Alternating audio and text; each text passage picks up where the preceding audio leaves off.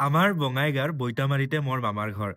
তাহলে আজি চবকে লৈ যাওঁ মোৰ মামা ঘৰত মানে বৈতামাৰীতে হয়া থকা বৃহৎ পালনামত হাসাই দেই আমাৰ বঙাইগাঁও খান ঐতিহ্যতা আৰু সাংস্কৃতিক দিশত বহু আগবাঢ়া তাৰে অজস্ৰ উদাহৰণৰ মাজত একটা হৈছে আমাৰ বৈতামাৰীৰ আমগুৰিত হয়া থকা পালনাম প্ৰত্যেক বছৰৰ দৰে এইবাৰো কিন্তু পালনাম খুবেই আনন্দ আৰু উৎসাহেৰে উদযাপন কৰা হৈছে কাইবা যদি মোক মোৰ মামা ঘৰৰ কোনগো বস্তু সবচে বেছি ভাল লাগে তাহলে মই এই সত্ৰখানৰে নাম লওঁ সাতসা ইমান ধুনীয়া কৰে এই সত্ৰখান নিৰ্মাণ কৰা হৈছে চাৰিওফালে যে কৃষ্ণ কৃষ্ণ আৰু কৃষ্ণ আৰু সত্ৰখানৰ বিষয়ে একটা কথা মোৰ খুবেই ভাল লাগে যে এৰে দেৱাল গিলানত আমাৰ